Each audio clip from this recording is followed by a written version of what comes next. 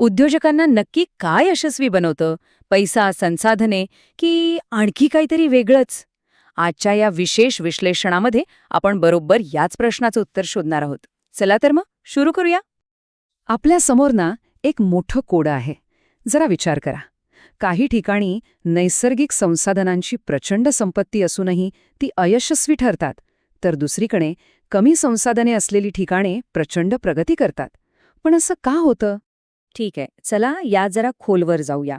हे चित्र बघा, किती विरोधाभासी आहे. एका बाजूला आहे झारखंड आणि पूर्व उत्तर प्रदेश. इथे नैसर्गिक साधन संपत्ती भरपूर, औद्योगिकरणाला सुरुवातीपासूनच चालना मिळाली, सरकारी प्रोत्साहनही मिळालं. पण आजची परिस्थिती काय? तर इथले औद्योगिक क्षेत्र मोडकळीस आली आहेत. आणि दुसऱ्या बाजूला आहेत गुडगाव आणि नोएडा, जिथे विकास खूप नंतर सुरू झाला, पण आज ही ठिकाणं एक भरभराट झालेलं आर्थिक केंद्र बनली आहेत. हा इतका मोठा फरक का? याचं कारण काय असेल? हे कोडं सोडवण्यासाठी आपल्याला आधी या कथेच्या केंद्रस्थानी असलेल्या लोकांना म्हणजेच उद्योजकांना समजून घ्यावं लागेल. त्यांचे वेगवेगळे स्वभाव किंवा प्रकार कोणते आहेत ते पाहूया. सगळ्यात पहिले आहेत इनोव्हेटर म्हणजेच नवकल्पनाकार. हे असे उद्योजक आहेत जे बाजारात पूर्णपणे नवीन कल्पना, नवीन तंत्रज्ञान आणतात. खरं तर ते एका अर्थाने संपूर्ण जीवनशैलीत बदल घडवून आणणारे खरे परिवर्तनकर्ते असतात. दुसरे आहेत इमिटेटर किंवा अनुकरणकर्ते. नावाप्रमाणेच हे यशस्वी उद्योजकांचं अनुकरण करतात. ते इतरांनी शोधलेल्या यशस्वी तंत्रज्ञानाचा किंवा पद्धतींचा अवलंब करून आपला व्यवसाय उभा करतात. विकसनशील देशांच्या अर्थव्यवस्थेसाठी हा प्रकार खूप महत्त्वाचा ठरतो. आता तिसरे आहेत फेबियन उद्योजक. हे खूपच सावध आणि थोडे संशयखोर असतात. ते कोणत्याही बदलाचा स्वीकार सहजासहजी करत नाहीत.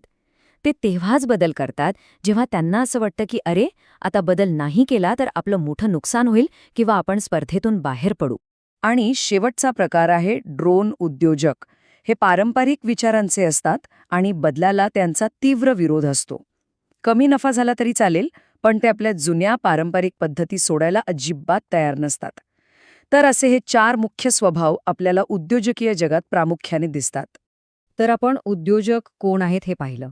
पण उद्योजकता म्हणजे नक्की काय? त्यांचं खरं काम काय असतं? प्रसिद्ध अर्थशास्त्रज्ञ जोसेफ शुम्पीटर यांनी याचं खूपच जबरदस्त वर्णन केलं आहे. त्यांच्या मते उद्योजकता म्हणजे फक्त व्यवसाय चालवणं नाही, तर ती एक सर्जनशील क्रिया आहे, एक नवकल्पना आहे, म्हणजेच इनोव्हेशन फंक्शन आहे. मग ही नवकल्पना किंवा इनोव्हेशन प्रत्यक्षात कसं दिसतं? शुम्पीटर यांच्या मते त्याची 5 मुख्य क्षेत्रे आहेत. एकतर बाजारात पूर्णपणे नवीन उत्पादन आणणं किंवा उत्पादनाची नवीन पद्धत वापरणं, एक नवीन बाजारपेठ उघडणं, कच्च्या मालाचा नवीन स्रोत शोधणं किंवा व्यवसायाच्या संघटनेचं एक नवीन स्वरूप तयार करणं. यापैकी कोणतीही गोष्ट म्हणजे नवकल्पनाच. इथे एक महत्त्वाचा फरक समजून घेणं खूप गरजेचं आहे. उद्योजक ही एक व्यक्ती आहे, तर उद्योजकता ही एक प्रक्रिया आहे. म्हणजे उद्योजक म्हणजे ती व्यक्ती जी नवकल्पना करते, जोखीम घेते, आणि उद्योजकता म्हणजे ती नवकल्पना करण्याची, जोखीम घेण्याची प्रत्यक्ष क्रिया किंवा प्रोसेस. आता आपण आपल्या मूळ प्रश्नाकडे परत येऊया. झारखंड आणि गुडगाव यांच्यातील फरकाचं जे कोडं होतं ते आता सुटणार आहे. याचं उत्तर एका अदृश्य शक्तीमध्ये दडलेलं आहे, आणि ती शक्ती म्हणजे संस्कृती.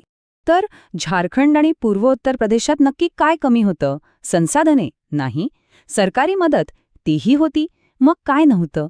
तिथे उद्योजकीय संस्कृतीची म्हणजे एंटरप्रेन्योरियल कल्चरची प्रचंड कमतरता होती. या 2 संस्कृतींमधला फरक अगदी स्पष्ट आहे. झारखंडसारख्या दडपणशाहीच्या संस्कृतीत काय दिसतं? तर निधीचा गैरवापर, शोषक राजकीय व्यवस्था, कुचकामी सपोर्ट सिस्टम आणि एक उदासीन समाज.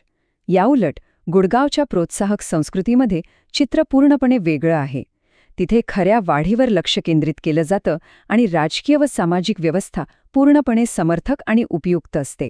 हाच तो खरा फरक आहे. मग ही उद्योजकीय संस्कृती म्हणजे नेमकं काय? सोप्या भाषेत सांगायचं तर हा समाजातील त्या सर्व सामाजिक, राजकीय आणि आर्थिक मूल्यांचा आणि दृष्टिकोनांचा एक संच आहे, जो ठरवतो की नवीन कल्पना आणि जोखीम घेण्याला प्रोत्साहन मिळेल की ते दडपून टाकलं जाईल. अगदी सोपं उदाहरण द्यायचं तर जसं चांगल्या पिकासाठी सुपीक जमीन लागते, तसंच उद्योजकतेसाठी पोषक संस्कृती आवश्यक असते. या सगळ्या विश्लेषणातून आपण एका अत्यंत महत्त्वाच्या निष्कर्षापर्यंत पोहोचतो. आर्थिक यशाबद्दलचे आपले अनेक सामान्य समज खरं तर चुकीचे आहेत. आपल्याकडे काय आहे यापेक्षा आपली वृत्ती कशी आहे हे जास्त महत्त्वाचं ठरतं. मग वाढीचे खरे चालक काय आहेत? पहिलं म्हणजे नैसर्गिक संसाधने स्वतःहून काही करत नाहीत. मानवी वृत्ती त्यांना सक्रिय करते. दुसरं म्हणजे केवळ लोहाच्या उपलब्धतेमुळे लोहयुग आले नाही, तर त्याचा वापर करण्याच्या मानवी कल्पकतेमुळे ते आले. केवळ सरकारी मदत पुरेशी नाही, तर समाजाची मूल्य, एक चांगली सपोर्ट सिस्टम आणि उत्तम प्रशासन हे सर्व घटक उद्योजकतेसाठी अत्यावश्यक आहेत. हे वाक्य खूप काही सांगून जातं. अर्थव्यवस्था हा परिणाम आहे, ज्याचे कारण उद्योजकता आहे. याचा सरळ सरळ अर्थ असा आहे की एक मजबूत अर्थव्यवस्था उद्योजकतेला जन्म देत नाही, उलट उद्योजकता एका मजबूत अर्थव्यवस्थेला जन्म देते. तर मग जाता जाता एक विचार करायला लावणारा प्रश्न, आपला समाज, आपलं शहर, आपल्या उद्योजकांसाठी नक्की कोणत्या प्रकारची जमीन तयार करत आहे? ती सुपीक आहे की नापीक? विचार नक्की करा.